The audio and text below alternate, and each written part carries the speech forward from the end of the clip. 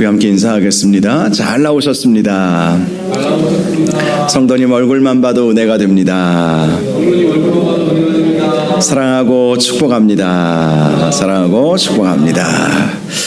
교회의 성숙 17번째 말씀입니다. 고린도전서 11장 말씀을 함께 나누도록 하겠습니다. 오늘 말씀의 제목은 주님의 칭찬을 사모하는 교회, 주님의 칭찬을 사모하는 교회라는 제목으로 말씀의 은혜를 함께 나누겠습니다. 해마다 적자를 보는 회사가 있었다고 합니다. 원인이 무엇인가 하고 조사해 보았더니 사원들의 얼굴 표정이 하나같이 죽을 상이었고 간부급 직원들이 부하 직원을 놓고 늘 호통을 치는 분위기였다고 합니다. 그래서 상사에게 물어보았습니다. 혹시 여러분의 부하를 칭찬해 본 적이 있습니까? 그러자 상사는 이렇게 말했습니다. 말도 마십시오. 칭찬할 건더기가 있어야 칭찬하지요. 그랬다는 것이지요. 반면에 해마다 흑자를 내는 회사가 있었습니다. 이번에도 원인을 조사해 보았더니 전 사원의 얼굴에 항상 미소가 머금어져 있었고 상사와 부하 직원은 서로 칭찬을 아끼지 않는 분위기였다고 합니다. 그러다 보니까 아무래도 일의 능률이 올라서 일이 더 잘 되었던 것이지 않을까 싶은 것이지요. 칭찬은 고래도 춤추게 한다라는 그러한 말이 있지요. 정말인지 아닌지 저는 본 적이 없지만 거짓은 아닐 것 같아요. 고래도 어느 정도 지능이 있기 때문에 잘한다 해줄 때에 고래가 춤을 춘다는 것, 그것은 어느 정도 사실일 것 같습니다. 사람의 칭찬에 이렇게 춤을 추는 역사가 있다면 주님의 칭찬에는 얼마나 더 큰 역사가 있겠습니까? 저는 저와 여러분이 우리 주님께로부터 날마다 칭찬 받으시기를 바랍니다. 또한 우리 교회도 주님의 칭찬이 넘치는 그러한 교회가 될 수 있기를 바랍니다. 칭찬에 5가지 유익이 있습니다. 첫 번째, 칭찬은 사람을 천재로 만든다고 합니다. 아무래도 칭찬을 받다 보면 못하는 것, 또 좀 어리석어 보이는 그러한 것들이라 할지라도 왠지 더 잘 해내지 않겠습니까? 할 수 있어, 해보자, 하면 된다, 이런 말을 들을 때에 사람들은 더 큰 능력이 나타나게 되는 것이죠. 두 번째, 우리가 칭찬하면 그는 꼭 칭찬받을 일을 하게 된다라는 것입니다. 칭찬을 자꾸 해주면 칭찬을 더 받고 싶어서라도 칭찬받을 일을 한다는 것이죠. 우리가 자녀들을 키울 때 그렇지 않습니까? 잘한다. 너 왜 이렇게 잘하니? 아주 능력이 있어. 이렇게 말을 들으면 아이들이 기분이 좋아서 더 칭찬받을 일을 하게 되겠죠. 어떤 아주 미술의 아주 대가가 있었는데요. 원래 이 사람은 미술 실력이 처음부터 그렇게 있지는 않았다고 합니다. 초등학교 다닐 때에 이제 그림을 그리려다가 이제 이 바탕에 진한 남색으로 먼저 바탕을 막 이렇게 칠했대요. 그런데 미술 선생님이 그것을 보면서 너 이렇게 어두운 색으로 바탕을 칠하면 무슨 그림이 여기서 나올 수 있겠니? 그러면서 이렇게 혼이 난 거예요. 그 다음부터 이 친구는 그림을 그리기가 너무 어려웠다고 합니다. 그러다가 학년이 바뀌었어요. 미술 시간이 되었습니다. 작년에 한 해 전에 선생님에게 혼난 일이 있었기 때문에 그림을 그리기가 어려웠어요. 그래서 아무 그림도 그리지 못하고 그 도화지에다가 이게 도화지만 바라보고 있었는데 미술 선생님이 그 모습을 보더니 이렇게 말하더랍니다. 너는 하얀 지금 눈밭을 생각하고 있구나. 하얀 눈밭을 생각하고 있어서 여기다 뭘 그리려고 하고 있구나, 이런 말을 해주더래요. 그래서 거기에 격려를 받아서 그때부터 그림을 그리기 시작해서 미술계에 아주 거장이 되었다는 이야기가 있습니다. 칭찬을 들으면 칭찬받고 싶어서라도 칭찬받을 일을 하게 되는 것이죠. 세 번째, 칭찬을 받으면 발걸음이 가벼워지고 입에서 노래 소리가 나온다는 것이죠. 늘 기분이 좋고 행복해지고 칭찬하는 사람도 그렇고 칭찬받는 사람도 그럴 것입니다. 네 번째, 자기 자신을 칭찬할 줄 아는 사람이야 이라야 남을 칭찬할 수 있다라는 것입니다. 여러분, 사랑도 자기 자신을 사랑할 때 남도 사랑할 수 있는 것이죠. 자기 학대, 자기 비하, 여기에 빠지면 남들도 그렇게 보이는 것이죠. 자기만의 색안경을 쓰고 다른 사람들을 바라보면 내 스스로 자기를 비하하고 자기를 이렇게 원망하고 이런 사람들, 자기 자신에 대해서 사랑하지 아니하고 그런 사람들이 어떻게 칭찬할 수 있는 법을 알 수 있겠습니까? 그래서 이웃을 사랑할 때도 네 몸과 같이 사랑하라, 네 몸과 같이 사랑하라, 자기 자신을 사랑함과 같이 사랑하라, 이렇게 말씀을 하고 있죠. 나를 얼마나 사랑하느냐에 따라서 남도 사랑할 수 있죠. 우리가 인생 살다 보면 나 스스로에 대해서 원망스럽고 자학하고 자책하는 경우들이 많이 있지만, 그러나 하나님의 시선으로 우리를 바라본다면 그럼에도 불구하고 주님은 우리가 주님을 위해서 살아가고자 하는 그 마음, 피곤하고 힘들어도 이렇게 수요일 저녁에 나와서 하나님 앞에 예배드리고 있는 이 마음, 이 모습을 우리 하나님께서는 기뻐하지 아니하시겠습니까? 그래서 먼저 자기 자신을 많이 칭찬해 주시기 바랍니다. 제가 미국에서 내적 치유 공부를 할 때 그 교수님이 이런 얘기를 하시더라고요. 피부암에 걸린 그러한 자매가 있었대요. 그래서 병원을 찾아다녀도 이게 그 효능이 없고 치료를 받지 못하고, 그리고 의사들을 실력이 좋다는 그런 의사들을 찾아다녀도 그 병이 낫지를 않았어요. 항암 치료를 받아도 호전이 없었습니다. 그래서 이 내적 치유하는 이 교수님, 찰스 크래프트 교수님이신데, 이 교수님이 가만히 기도하면서 이 자매의 상태를 보니까 평소에 자기 자신을 너무 자학하는 그러한 모습을 보이더랍니다. 그래서 처방을 이렇게 내려주었어요. 혼자 있을 때 옷을 다 벗고 거울 앞에서, 전신 거울 앞에서 바라보면서 자기 자신을 칭찬하라는 이 처방을 내려준 거예요. 너는 어찌 눈도 그렇게 이쁘니, 왜 이마도 그렇게 이쁘니, 머리카락은 왜 그렇게 아름다우니, 아름답지 않더라도 자꾸 그렇게 칭찬을 해주라는 것이었어요. 너는 입술도 예쁘고 왜 이렇게 어깨선도 좋으니, 이러면서 온몸을 칭찬을 해주라는 것이었습니다. 몇 달 후에 보니까 그 피부암이 다 나아버렸다는 거예요. 칭찬을 받으면 이런 놀라운 역사들이 일어나는 거예요. 나 자신을 그렇게 칭찬해주고, 그럴 때 남도 칭찬해줄 수 있다. 이것이 큰 유익이라는 것입니다. 다섯 번째, 미운 사람일수록 칭찬을 더 해주면 그가 언젠가 나를 위해서 큰 일을 해주게 된다라는 것입니다. 그래서 미운 사람일수록 더 미워하지 마시고 말 한마디라도 좋게 하시기 바랍니다. 그러면 스스로도 알거든요. 분명히 쟤는 나를 미워해야 되는데 왜 미워하지 않고 오히려 좋은 말을 해주지? 그러면서 스스로 바뀌게 되고, 또 내가 정말 필요로 할 때에 칭찬해준 그 사람을 돕게 되는 그러한 일이 있게 된다는 것이죠. 사람에게 이렇게 칭찬을 받아도 유익하거늘 우리 주님께 칭찬을 늘 받는다면 얼마나 좋겠습니까? 그래서 저나 여러분이나 우리 교회가 주님께 칭찬받자. 물론 우리가 서로 칭찬해주고 사람에게 칭찬받는 것도 중요하지만 주님께 칭찬받자. 늘 그런 마음으로 신앙생활 하시기를 주님의 이름으로 축복합니다. 오늘 본문 말씀을 보니까 사도 바울이 한 가지는 칭찬을 했고 또 한 가지는 칭찬하지 아니하노니 이렇게 말씀을 하고 있음을 볼 수가 있습니다.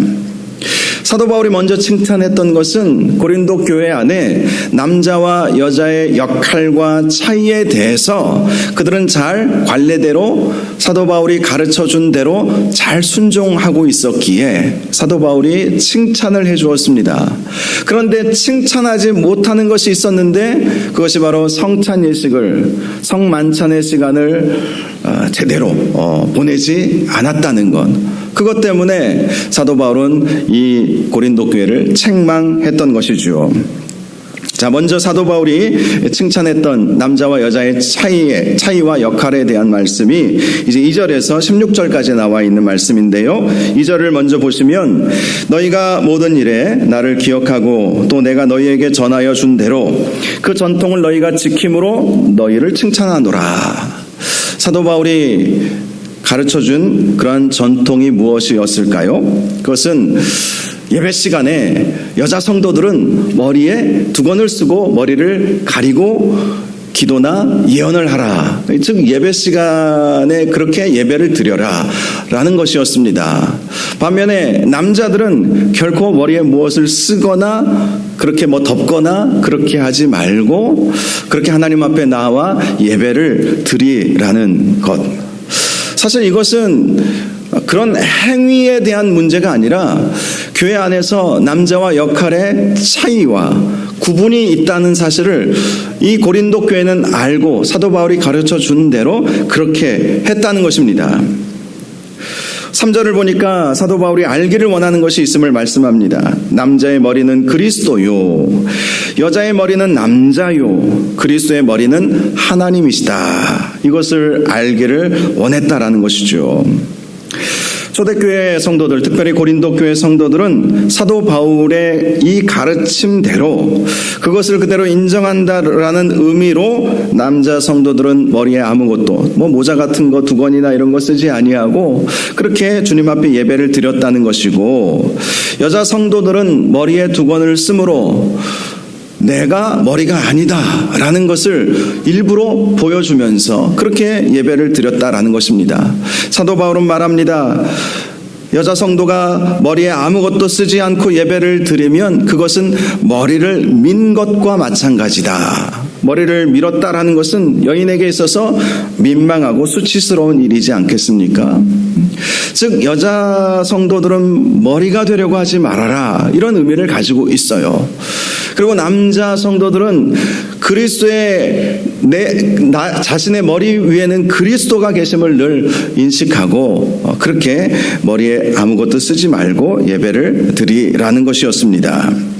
7절을 보니까 남자는 하나님의 형상과 영광이니 그 머리를 마땅히 가리지 않거니와 여자는 남자의 영광이라, 이렇게 말씀을 하고 있습니다.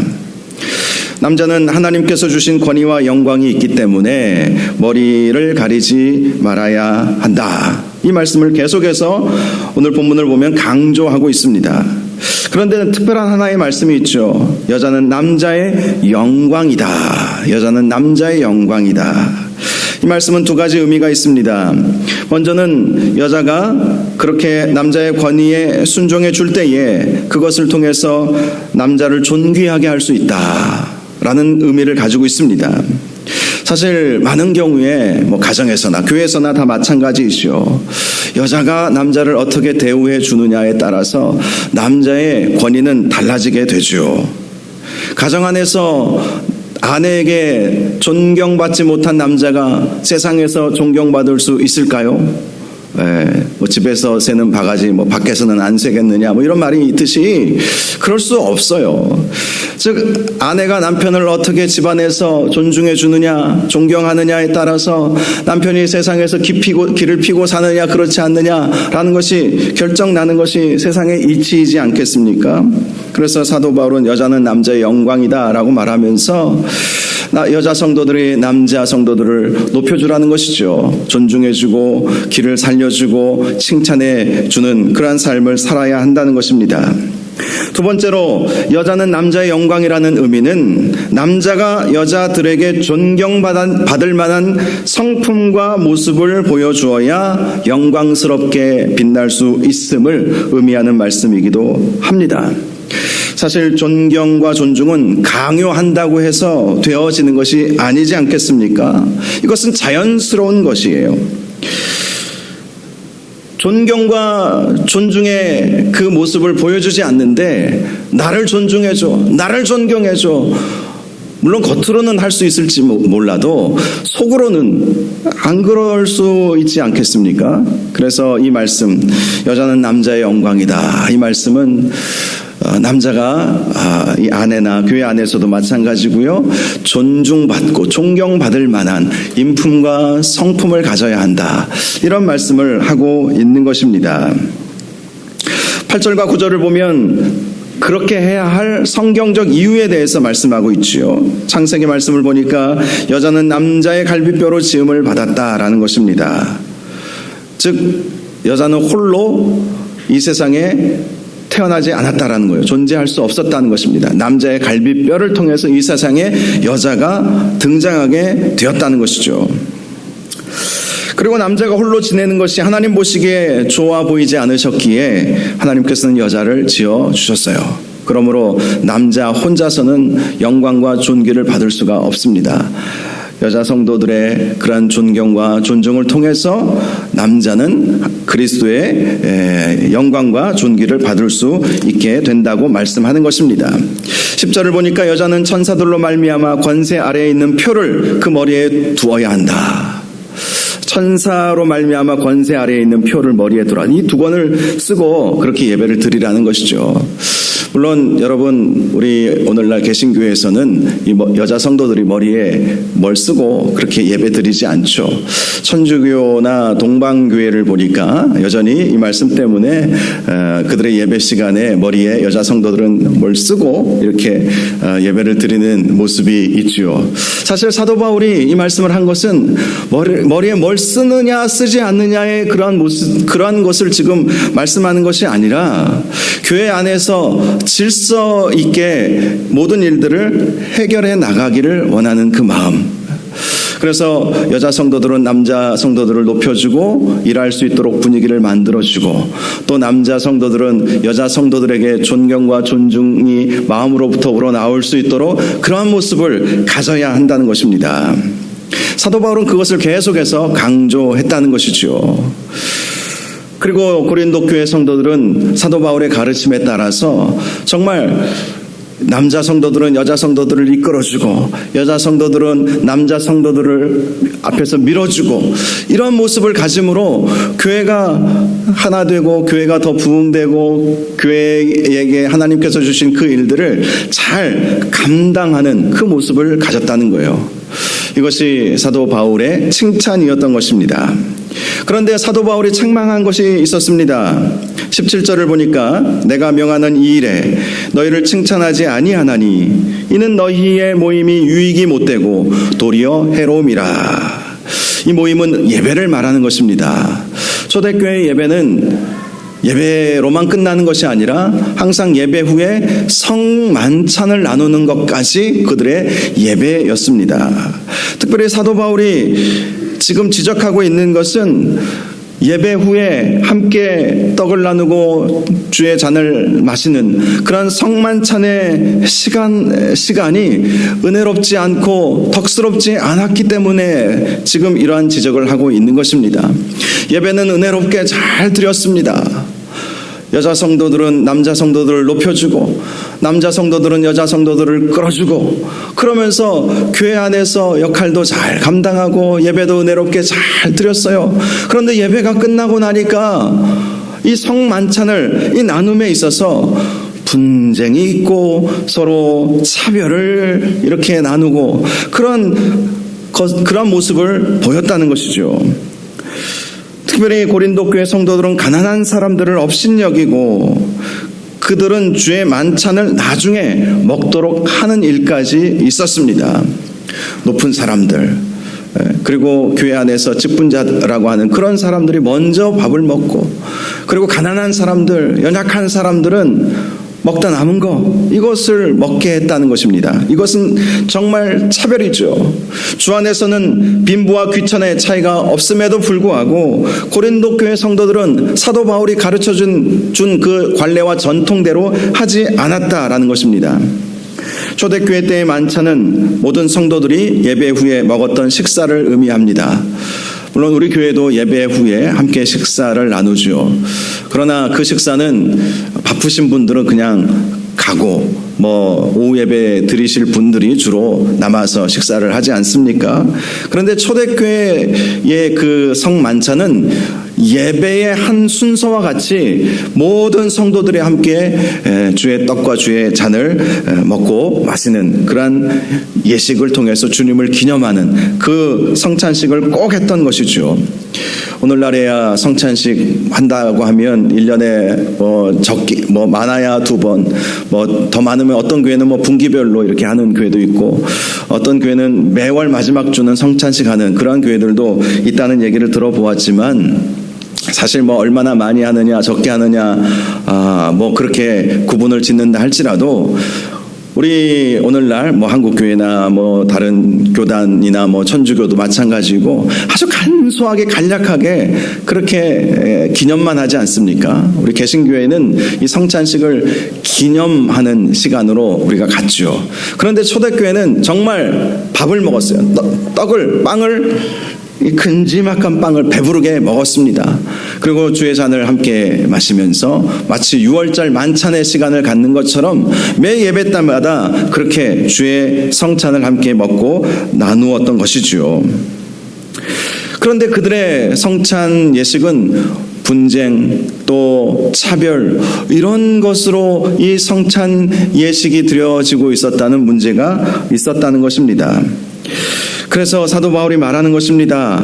주의 떡과 잔을 합당하게 먹고 마셔야 한다. 27절에 지금 그렇게 강조하고 있습니다. 합당하게. 그리고 28절을 보면 자기를 살피고 이 주의 떡과 잔을 먹고 마시는 것은 그리스도와의 연합, 또 우리는 하나이다, 한 공동체가 되었다, 한 가족 공동체이다. 우리 말이 참 의미가 있어요. 식구, 이 말이 있죠. 식구가 뭡니까? 식구, 밥을 같이 먹는 사람이 식구예요. 밥을 같이 먹으면 식구가 되죠. 밥을 먹는 사람. 마찬가지로 초대교회 성도들은 예배 후에 함께 밥을 먹으면서 우리는 식구다, 우리는 가족이다, 이 의미를 살려내지 못했다는 거예요. 그래서 서로 끼리끼리 좋아하는 사람들끼리 자리에 앉아서 밥 먹고, 또 배고픈 사람은 먼저 먹고, 그런 일도 오늘 본문을 보면 정말 배고프면 먼저 밥 먹고 와라. 밥 먹고 와서 성만찬은 함께 온 성도들이 함께 앉아서 함께 먹고 마셔라. 배고프다고 먼저 허겁지겁 막 먹지 말고, 그리고 가난한 사람들 업신여기면서 너네들은 나중에 먹어 이렇게 말하지 말고 정말 하나 되는 시간, 하나 되고 한 몸 되고 그리스도와 연합하는 그러한 시간을 가져야 한다. 이것을 강조한 것입니다. 그런데 고린도 교회는 그 부분에 있어서 칭찬을 듣지 못했던 것입니다. 결국 그렇게 주의 만찬을 먹고 나누면 심판을 받게 될 수밖에 없다. 그 심판은 그리스도로부터 받게 되는 징계라고 말씀을 하고 있습니다. 오늘 본문을 통해서 우리는 이 사실을 깨닫기를 원합니다. 우리가 남자와 여자의 역할과 차이도 물론 오늘 본문의 교훈 중에 하나이고, 또 성찬 예식을 나눌 때에 서로 하나 되고 한 마음 되고 서로 그리스도와 연합하는 것, 이것도 중요한 주제이지만 제가 여러분들에게 드리고 싶은 말씀은 주님의 칭찬을 듣는 그러한 교회가 되어야 되겠다라는 것입니다. 사도 바울이 볼 때에 정말 칭찬할 것이 있었고 칭찬하지 못할 것이 있었던 것처럼 우리는 가급적이면 칭찬받을 만한 일들은 더 잘하고, 칭찬받지 못할 일이 있다면 그것을 최소화하는 일, 그것이 우리에게 필요하지 않겠습니까? 세상에 완벽한 교회는 하나도 없을 것입니다. 다 칭찬만 받는 교회는 없을 것입니다. 요한계시록에 보면 물론 다 칭찬만 받았던 교회도 있었고, 또 다 책망만 받았던 교회도 있었고, 소아시아 7교회 중에 어떤 교회는 칭찬도 있었고 책망도 있었고 그런 교회가 있었지만, 다 칭찬을 받았던 교회도 역사상에만 존재하는 교회예요. 오늘날 빌라델피아 교회가 지금 있습니까? 물론 그 이름을 가진 교회는 있지만 그 초대교회, 그 교회가 지금까지 존속하고 있지는 않잖아요. 이런 생각을 해보았습니다. 만일 사도 바울이나 예수님이 오늘날 우리 서부중앙교회에 찾아오신다면 무엇을 칭찬할 것 같을까? 또 무엇을 책망하실까? 이런 생각을 해보았어요. 고린도 교회도 칭찬할 것이 있었고 책망할 것이 분명히 있지 않았습니까? 우리 교회, 우리 주님께서 오신다면 사도 바울이 만약에 우리 교회에 와서 잘 이거저거 살펴본다면 칭찬받을 것은 무엇이 있고 책망받을 일은 또 무엇이 있을까? 이것은 우리가 날마다 생각해 보아야 할 우리의 숙제이기도 합니다. 왜 그렇습니까? 칭찬받을 것 같은 일들은 우리가 더 열심히, 더 충성을 다하여 일하면 그로 인해서 놀라운, 사람이 칭찬해도 놀라운 유익이 있는데 우리 주님께서 우리를 그렇게 칭찬하신다면 얼마나 놀라운 기적들이 우리 가운데 있겠습니까? 그리고 우리가 생각해 보기에 우리가 이런 부분들은 주님께서 책망하실지도 모르겠다 이런 생각이 든다면 우리가 그러한 것들을 좀 보완하고 어떤 부분에 있어서 연약한 부분이 채워질 수 있을까 함께 기도하면서 그것들을 해결해 나가야 되지 않겠습니까? 사도행전 2장 47절을 보면 초대 예루살렘 교회의 부흥의 원인에 대한 이런 말씀이 있습니다. 하나님을 찬미하며 또 온 백성에게 칭송을 받으니 주께서 구원받는 사람을 날마다 더하게 하시니라. 예루살렘 교회가 부흥했던 원동력은 첫 번째는 하나님을 찬미했다는 것이죠. 하나님께만 영광 올려드리고 하나님께 온전히 예배하는 예배 공동체였다라는 것입니다. 두 번째는 온 백성에게, 이 온 백성은 예루살렘 온 유대에 있는 백성들을 말하는 것입니다. 주변의 이웃들을 말하는 거예요. 그들에게 칭송을 받는 교회였다는 것이죠. 그래서 주께서 구원받는 사람들을 날마다 더하게 하여 주셨다. 주님께서 데려다가 앉히셨다는 거예요. 하나님을 온전히 예배하고 칭찬받는 교회는 하나님께서 그런 교회에 사람들을 몰아다 주신다. 이 말씀을 하시는 것입니다. 사람들에게 칭찬받을 때에도 이러한 놀라운 역사가 일어났는데 우리 주님께 칭찬을 받으면 더 큰 역사도 있게 될 줄로 믿습니다. 저는 우리 교회가 정말 사람에게도 인정받고 존중받고 칭찬받아야 되겠지만 설령 사람들이 인정해 주지 않다 하더라도 우리 주님께서 칭찬해 주시는 그러한 교회가 될 수 있기를 원합니다. 교회의 성숙은 어디에 있습니까? 주님 보면서, 바라보면서 주님의 칭찬을 사모하면서 주님의 칭찬 듣기를 원하는 마음으로 최선을 다해서 주님을 위해 수고하고 헌신하는 교회, 그런 교회가 성숙된 교회이고 하나님께서 기뻐하시는 교회라는 사실을 꼭 기억하셔서 우리 교회가 날마다 주님으로부터 칭찬받기를 소원하시고 또 부족한 점들이 보인다면 보인다는 것 자체가 내 사명이다. 보이는데 침묵하거나 보이는데 아무 일도 안 한다면 주께서 주신 그 사명과 그 은사들을 망각하는 것일 수밖에 없죠. 사랑하는 여러분, 주님께 꼭 칭찬 듣는 저와 여러분들이 되기를 바랍니다. 그리고 우리 교회도 주님으로부터 늘 칭찬받는 그러한 교회가 될 수 있도록 기도하시고 충성을 다하여 주님 영광을 위해서 쓰임받는 저와 여러분들 되시기를 주님의 이름으로 축원합니다. 기도하겠습니다. 거룩하시고 존귀하신 아버지 하나님, 예루살렘 교회가 하나님을 찬미하고 온 백성에게 칭송받을 때에 주께서 구원받는 사람을 날마다 더하게 하여 주시는 은혜가 있었습니다. 이 세상에 완벽한 교회는 없지만 그러나 우리가 우리 스스로를 바라보면 무엇이 칭찬받을 만한 일이고 또 무엇이 책망받을 만한 일인지 우리가 느낄 때가 있습니다. 주님의 칭찬이 있을 것 같은 그 일은 더 열심을 다하여 더 많은 칭찬을 받을 수 있도록 최선을 다하는 저희 교회가 되게 하여 주시옵시고 또 주님 보시기에 책망하실 일이 있을 것 같다면 우리가 그 부분을 놓고 눈물로 기도하면서 우리가 주님의 칭찬을 듣기 위하는 마음으로라도 우리가 최선을 다하여서 주님의 말씀에 합당하게 우리가 순종하며 나아가는 그러한 교회가 되게 하여 주시기를 원합니다. 그래서 주님께서 우리 교회를 마음껏 칭찬하시고 마음껏 복 주시고 마음껏 은혜 주시는 복된 교회가 되게 하여 주옵소서. 예수님의 이름으로 기도하옵나이다. 아멘.